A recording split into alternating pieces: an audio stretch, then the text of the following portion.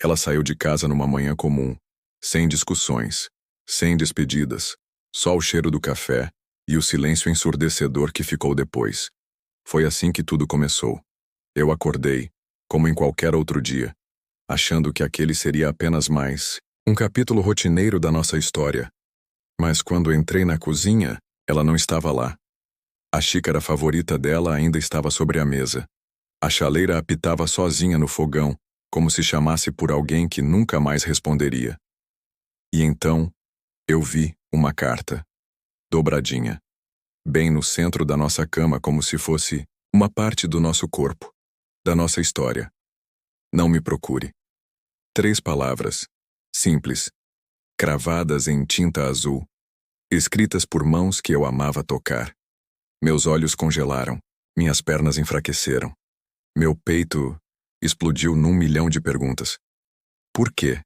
Tínhamos problemas, claro. Quem não tem? Mas fugir, deixar tudo para trás, me deixar, aquilo não fazia sentido. Liguei para o trabalho dela. Nada. Liguei para os pais. Silêncio. Fui até a delegacia. Ela tem o direito de desaparecer, senhor. Direito? E o meu direito de saber por que ela foi embora? De entender o que houve? Mas não. Ela decidiu sumir. Sem dar chance para explicação. Sem me permitir fazer nada. A cada dia que passava, a casa ficava mais fria. Os quadros pareciam me olhar com pena. O sofá afundava como se sentisse falta do corpo dela. E eu me afundava junto. Revirei tudo. As gavetas, o computador, as mensagens. Busquei cada detalhe que talvez eu tivesse deixado passar. Será que ela amava outro? Não, não pode ser. Nós estávamos bem. Estávamos. Lembrei de pequenos gestos que agora pareciam sinais. O olhar distante. O riso contido. As noites em que ela dizia estar cansada demais. Como eu não percebi? Ou será que ela estava com medo? Tinha algo que eu não sabia. Algo grande o suficiente para fazê-la fugir sem sequer olhar para trás. Passei a noite encarando a carta, lendo e relendo. Não me procure. Mas cada palavra era um grito, um pedido, um enigma. Eu jurei que ia respeitar, que ia tentar seguir em frente, mas foi impossível. A ausência dela me devorava, e então recebi uma ligação, uma voz trêmula, feminina. Ela está bem, mas não pode falar com você. Não insista. Antes que eu pudesse reagir, a ligação caiu. Meu coração disparou. Quem era aquela mulher? Como ela sabia da minha esposa? Por que disse aquilo? Era um aviso? Uma ameaça? A carta? A ligação? O sumiço? Tudo parecia parte de algo maior, de um plano que eu não entendia, de uma verdade que me era escondida. Mas o que mais doía era não saber se ela me odiava ou me amava, se estava em perigo ou apenas livre. Decidi fazer o impensável. Investigar. Seguir os passos dela. Ignorar o aviso. Procurar, sim. Mesmo que isso significasse descobrir algo que eu jamais estaria pronto para ouvir. Foi quando encontrei uma chave escondida atrás do nosso quadro de casamento. Uma chave que eu nunca tinha visto antes. Pequena. Enferrujada. Com as iniciais RF. O que significava aquilo? Segui minha intuição. E fui até o antigo apartamento dela onde morava antes de nos conhecermos. Tudo estava fechado. Mas a chave servia para o armário do porão do prédio. Dentro dele, caixas, fotos antigas, cartas que ela nunca me entregou, e um diário. Um diário onde o meu nome nunca aparecia, mas o nome dele estava em quase todas as páginas. Rafael Ferreira. Um nome que eu nunca tinha ouvido. Ou melhor, que ela nunca quis me contar. Ele era um homem do passado. Um amor perdido? Ou um pesadelo? Página após página, meu mundo foi se desmanchando. Descobri que ele tinha sido preso. Por quê? Ela nunca escreveu com detalhes, apenas dizia: ele me destruiu, e eu sobrevivi. Mas por que esconder isso de mim? Por que fugir? Agora. Foi então que, no final do diário, li a última frase antes da tinta acabar. Se ele voltar, eu sumo. Frio. Sufoco. E então, tudo fez sentido. Ela não fugiu de mim. Ela estava se escondendo dele. E ele estava de volta. A cada página daquele diário eu via um pedaço da mulher que eu nunca conheci. Ela sempre foi forte, decidida, amorosa. Mas ali, entre aquelas linhas rasgadas e palavras tremidas, morava uma mulher assustada, perseguida por lembranças, assombrada por um nome: Rafael Ferreira. Comecei a pesquisar. Passei noites em claro navegando por arquivos antigos, jornais, processos, tudo. E então, achei. Ele foi preso há 7 anos. A acusação: agressão, ameaça, cárcere privado. Minha cabeça girava. Minha esposa viveu isso? Ela nunca me contou. Nunca deixou escapar uma palavra. Será que ela tinha medo de que eu a julgasse? Ou medo de que ele voltasse? Na ficha criminal dele constava o fim da pena. Liberdade concedida. 2 meses antes do desaparecimento dela. Meus dedos tremiam. Foi quando ele saiu, que ela sumiu. E agora tudo estava mais claro. A carta não era um adeus para mim. Era um escudo, um grito desesperado por proteção. Mas por que ela não confiou em mim? Será que pensou que eu não seria capaz de protegê-la? Ou será que ela não queria me colocar em risco?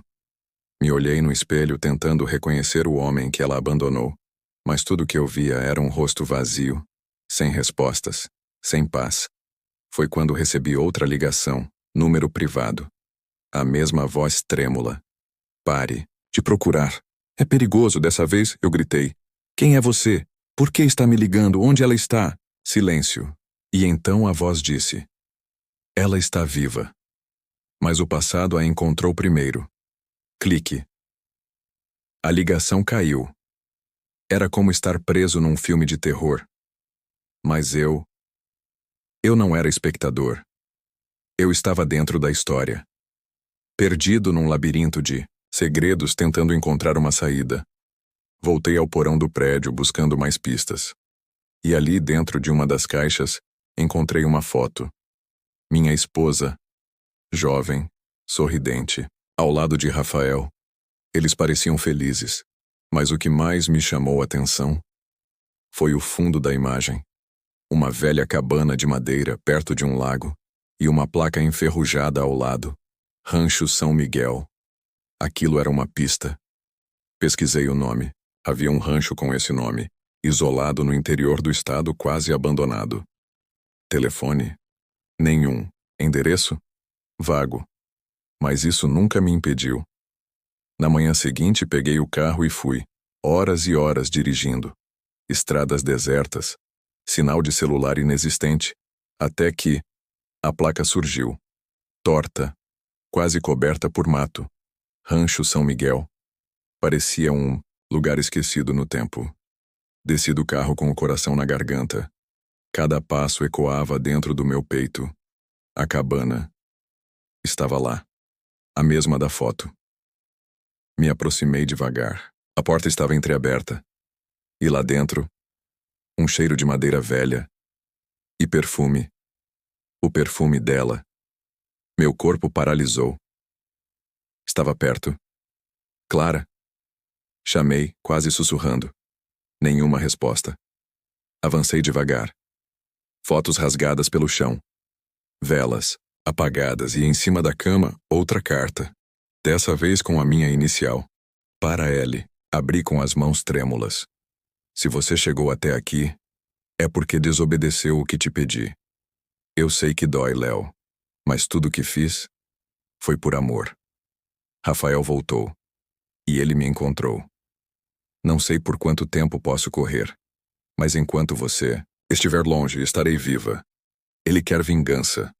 Não contra mim. Contra tudo que me deu paz e você era minha paz. Por favor, se me ama, vá embora. Eu me ajoelhei. As lágrimas caíam sem controle. Era como se ela estivesse ali, falando comigo, me pedindo para deixá-la morrer sozinha. Mas eu não podia. Jamais. Foi nesse momento que ouvi o barulho, um galho se partindo lá fora. Me levantei num pulo, olhei pela janela. Um homem. Alto, barba por fazer, olhos escuros, ele ponto Rafael. Estava me observando, sem palavras, sem expressão, como um predador. Me escondi atrás da porta. Meu coração parecia explodir. Ele entrou, pé por pé, como se já conhecesse cada centímetro daquele lugar, e então sussurrou: "Você não devia ter vindo." Foi quando tudo escureceu. Quando abri os olhos, tudo girava. A cabeça latejava. A luz fraca atravessava as frestas da cabana. E o cheiro de sangue misturado à madeira velha tomava o ar. Estava amarrado. Pulsos presos com corda. Boca seca. E Rafael, sentado à minha frente, calmo, como se aquilo fosse um encontro entre velhos amigos. "Você é insistente", ele disse. A voz arrastada, olhar fixo em mim. "Ela não te contou tudo, não é?" Tentei falar, mas minha boca estava seca demais. Minha garganta era areia, ele continuou. "A Clara foi minha, antes de tudo. Antes de vocês. Antes dessa sua vidinha perfeita. Ela era minha. E foi ela quem destruiu tudo." Cada palavra dele soava como faca. "Ela não te contou o que fez comigo. O que fez com meu filho." Meu corpo gelou. "Filho?"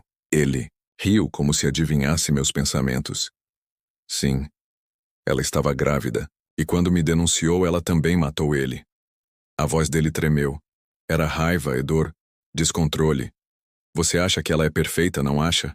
Mas ela tem sangue nas mãos." Tentei gritar, tentei negar, mas ele se aproximou e sussurrou: "E, agora, ela vai pagar. Mas antes, você vai ver com seus próprios olhos." Ele saiu da cabana, trancou a porta e me deixou ali, com a respiração descompassada e o coração em chamas. Horas se passaram, ou dias, não sei dizer. Mas então, ela entrou. Clara, com os olhos fundos, o rosto abatido e o corpo tremendo. Ela me viu e chorou. "Léo, por que você não foi embora? Por que você sempre tem que me amar tanto?" Minha garganta apertou, ela correu até mim, me desamarrou com mãos trêmulas. E chorava, chorava como quem carrega um mundo nas costas. Eu tentei, eu juro que tentei, mas ele sempre volta. Sempre encontra um jeito. Ele disse que se eu não desaparecesse, mataria você. Peguei o rosto dela com as mãos, mesmo fraco, mesmo machucado. "Vamos, embora. Agora. A gente dá um jeito. Você não está sozinha." Ela hesitou. Ele não vai deixar. Mas naquele momento, pouco importava o medo. Importava o amor. E o amor era mais forte. Saímos da cabana em silêncio. O céu cinzento, o vento gelado. A estrada de terra parecia não ter fim. Chegamos ao carro. As mãos dela tremiam tanto que mal conseguia encaixar a chave. Mas conseguimos. Entramos. Ela ligou o motor, e então, ele apareceu. Rafael ponto na estrada, na frente do carro, com um galão de gasolina e um sorriso. Se forem, os dois morrem. Minha mente girava. Meu corpo dizia: acelera. Mas os olhos dela pediam paz. Ela saiu do carro. Chega, Rafael. Acabou. Ele riu. Acabou quando você me traiu. Quando matou nosso filho. Nosso filho morreu por sua culpa. Você me espancava. Eu fugi grávida, eu caí, tentando correr de você, e você nem estava lá. As palavras dela cortaram o vento, e ele chorou. Mentira. Não é mentira. Você precisa ouvir, ou você vai se destruir para sempre. Ele caiu de joelhos, gritou, chorou. E então, correu, sumiu no mato. A gente não olhou para trás. Aceleramos, por horas, até encontrar a polícia. Contamos tudo. Rafael foi procurado e encontrado dias depois escondido numa velha fazenda. Foi preso. Dessa vez, por tentativa de homicídio. E nós Nós tentamos recomeçar, mas nada mais foi igual. Ela trazia fantasmas no olhar. Eu tinha medo de fechar os olhos e reviver tudo. Até que uma manhã, ela acordou mais leve, sorriu e disse: "Obrigada por ter vindo me buscar, mesmo quando eu só te dei motivos para fugir." Eu abracei ela, forte, como se o mundo inteiro estivesse naquele momento. Mas nem tudo acabou ali. Dias depois, recebi uma nova carta, mas dessa vez não era dela, era da polícia. Durante a investigação, descobriram algo. Clara nunca foi casada com Rafael. Ele não era o pai do bebê. O nome no exame de DNA era outro. Meu nome. Eu era o pai. Mesmo sem saber, mesmo antes de estarmos juntos, a vida dela já estava ligada à minha, e o bebê, não.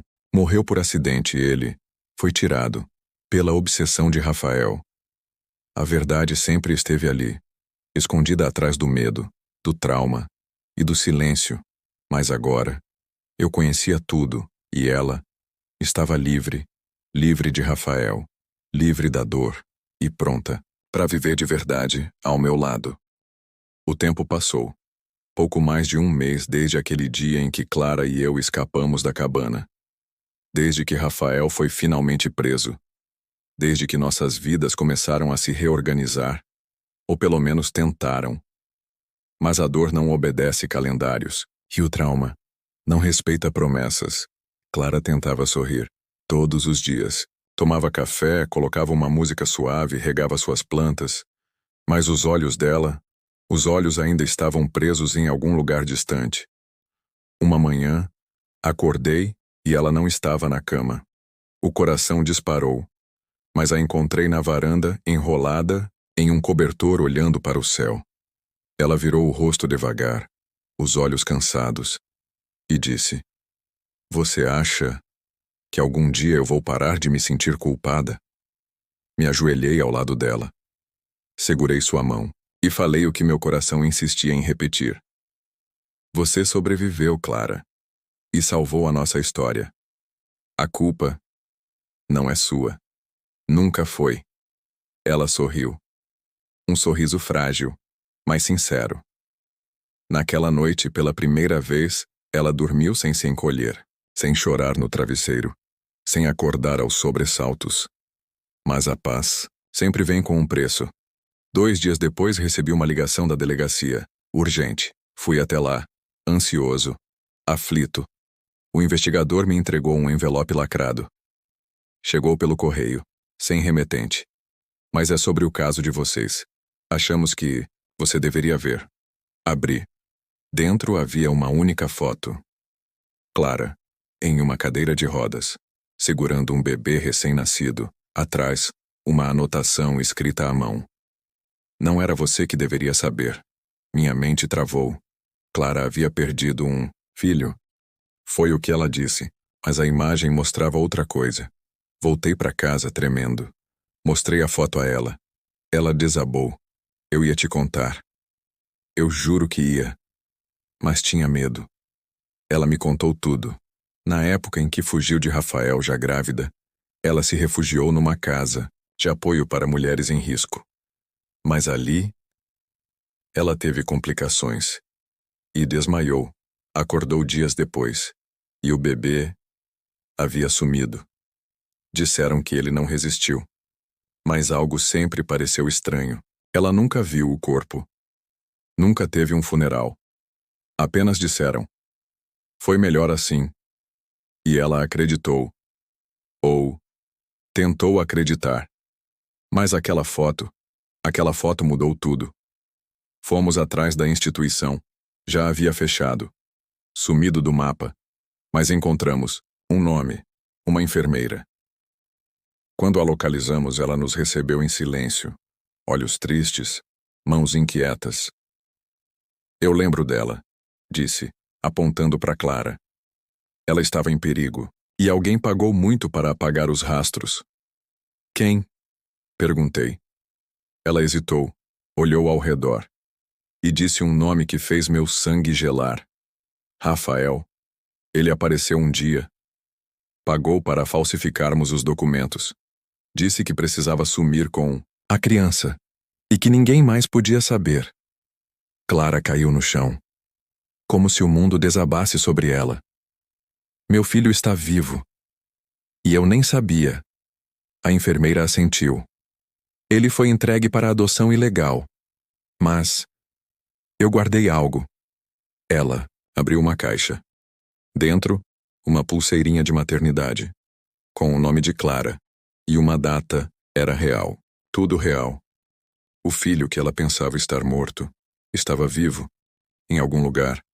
Saímos de lá com o coração em pedaços, mas agora, com um novo propósito: encontrá-lo. E dar a ele o que Rafael tentou roubar, uma família. Clara olhou para mim no carro, com os olhos cheios d'água, e disse: se você quiser ir embora, eu entendo. Mas eu só a abracei. Você não entende, Clara. Essa é a nossa história. Esse é o nosso filho. E eu nunca vou embora. Começamos a busca no dia seguinte. Com a pulseira nas mãos, fomos até a polícia. Mas não era tão simples. Documentos haviam sido adulterados, registros apagados, pessoas compradas. A única pista era uma data e o nome do hospital que já nem existia mais. Mas onde há amor, há persistência. Contratamos um detetive particular e durante semanas ele cavou fundo. Procurou por arquivos, rastros, até nomes cruzados. Até que um dia, ele apareceu em nossa porta, com um envelope nas mãos e um olhar tenso. Eu encontrei algo. Foi tudo o que ele disse. Abrimos juntos.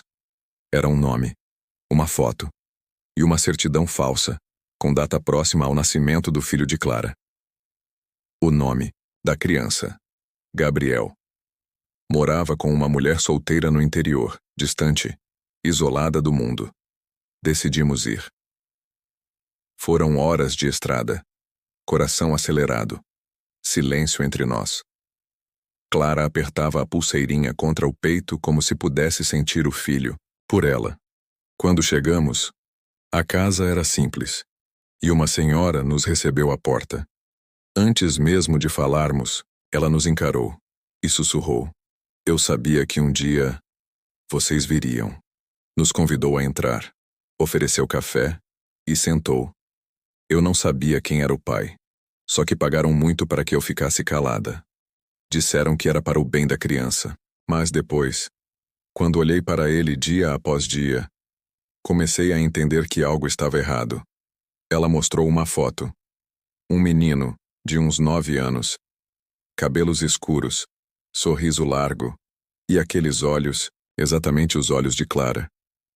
Ele está na escola. Posso chamá-lo, se vocês quiserem. Clara não conseguiu responder. Estava em lágrimas. Eu apenas balancei a cabeça. Minutos depois, a porta se abriu e ele entrou. Olhou para nós com curiosidade e disse: oi, quem são vocês? Clara se ajoelhou, tocou a mão dele e com a voz trêmula, respondeu: eu sou sua mãe. O silêncio que veio depois foi eterno. Ele a encarou, confuso. Depois olhou para a mulher que o criou.